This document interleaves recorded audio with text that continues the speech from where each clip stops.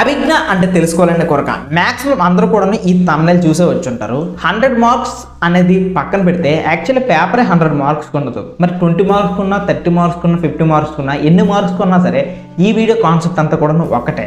Full marks తీసుకొని రావడం ఎలా అనేది చూడాలి. సో మీలో చాలామంది కూడా ఇప్పటి వరకు స్కూల్స్లో హిస్టరీ పెద్దగా పట్టించుకునే వాళ్ళు కాదు. ఇంకొక మాట చెప్పాలంటే 9th క్లాస్ వరకు స్టడీస్ని కాస్త నెగ్లెక్ట్ చేసి సోషల్ సబ్జెక్ట్స్ని కాస్త నెగ్లెక్ట్ చేసి ఈ 10th క్లాస్లో ఎలా లేదన్నా పబ్లిక్లో మంచి మార్క్స్ తీసుకొని రావాలనుకుని కొద్దిగా ఎక్కువ కష్టపడుతూ ఉంటారు. అందుకోసం ఈ వీడియో చూసుంటారు. మెజారిటీ పీపుల్ ఇలానే ఉంటారు. And number 2 second people history అంటే చాలా విపరీతమైన ప్రేమ, ఈ కాన్సెప్ట్ అంటే చాలా ఇష్టం. ఇలాంటి వాళ్ళకి ఈ ప్రాబ్లం అనేది ఉండదు. సో హిస్టరీలో ఎలా వచ్చినప్పటికీ ఎవరి బ్యాక్గ్రౌండ్ ఎలా ఉన్నప్పటికీ కూడాను మంచి మార్క్స్ ఎలా తీసుకొని రావాలి అనేది మన యొక్క ప్రైమరీ గోల్. దాన్ని ఎలా తీసుకొని రావాలో చెప్తా. అసలు హిస్టరీ అంటే కాస్త డీకోడ్ చేద్దామా? నథింగ్ బట్ నిన్న జరిగిన ఇష్యూ.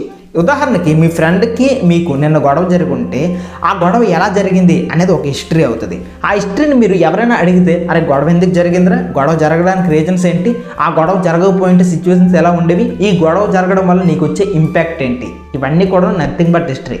ఇదే హిస్టరీని మనం ఎలాంటి పాయింట్ ఆఫ్ వ్యూలో చూస్తామంటే గాంధీ ఎప్పుడు అలా చేశారు, హిట్లర్ అలా చేశాడు, ఈరోజు నేషనలిజం ఈ రకంగా వచ్చింది, ఆ రోజు యూరోప్లో ఇలా జరిగింది అనుకుని దేశాల పాయింట్ ఆఫ్ వ్యూలో మనం నేర్చుకుంటాం. ఇదే హిస్టరీ.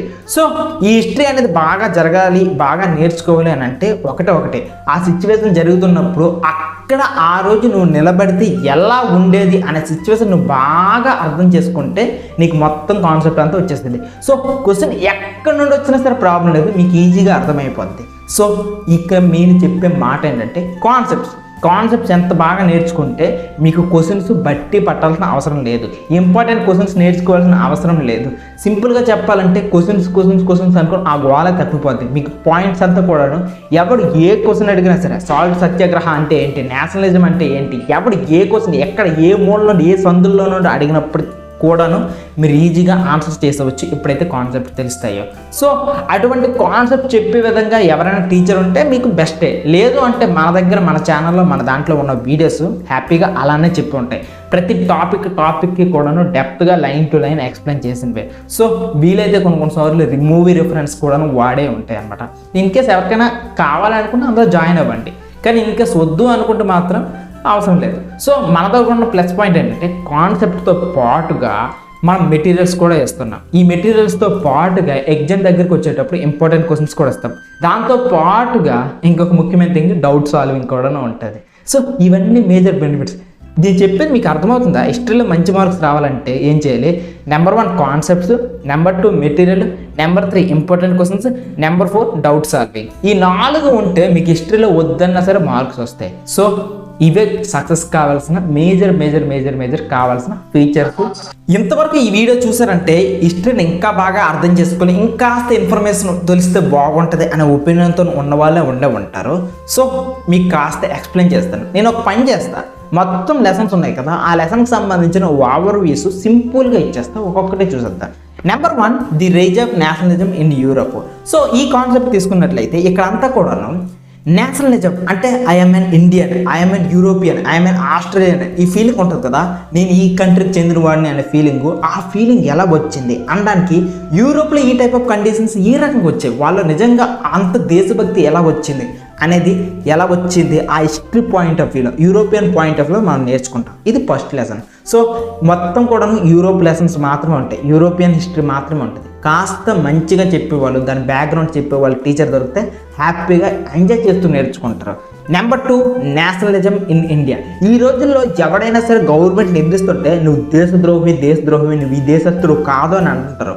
కానీ ఈ నేషనలిజం అనే ఇండియా అనే టాపిక్ నువ్వు చూస్తే ఇండియాలో నేషనలిజం అనే టాపిక్ ఐఎమ్ ఎన్ ఇండియన్ అనే ఫీలింగ్ ఏ రకంగా వచ్చింది, ప్రతి ఒక్కడు కూడా ఈ ఇండియన్ అనే ఫీలింగ్తో ఏ రకంగా తీసుకుని వెళ్ళాడు అనేది అలా రావడానికి కులము మతము అదే రకంగా క్యాస్ట్ ఏవి చూడకంట అందరూ కూడా ఒక్కటి అనే ఫీలింగ్తో ఏ రకంగా వెళ్ళారు, ఐఎమ్ ఎన్ ఇండియన్ అనుకుని అంత ప్రౌడ్గా ఎలా చెప్తున్నారు. ఆ రీజన్స్తో పాటుగా హిస్టరీలో కొన్ని మేజర్ ఈవెంట్స్ చెప్తారు ఈ లెసన్లో.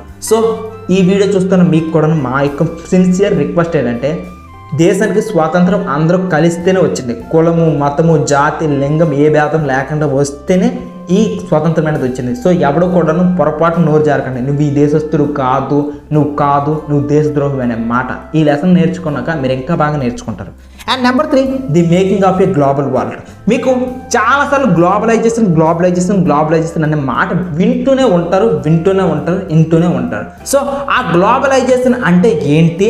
ఈ గ్లోబలైజేషన్ ప్రపంచమంతా కూడా ఈరోజు ఎందుకు ఇంత ఇంటర్ కనెక్టెడ్గా అయిపోయింది అనుకుని ఎప్పుడో హిస్టరీ నుండి తీసుకుంటే ఇప్పుడు ఈ రోజులో ఎయిర్పోర్ట్లో ఒక దేశానికి చుట్టేసే అంతవరకు కూడాను ఈ లెసన్ అంతా చెప్పేస్తుంది. సో గ్లోబలైజేషన్ మీద మంచి సాలిడ్ ఫౌండేషన్ ఈ the making of global world అనే కాన్సెప్ట్ చెప్పేస్తుంది. దాని తర్వాత ది ఏజ్ ఆఫ్ ఇండస్ట్రియలైజేషన్.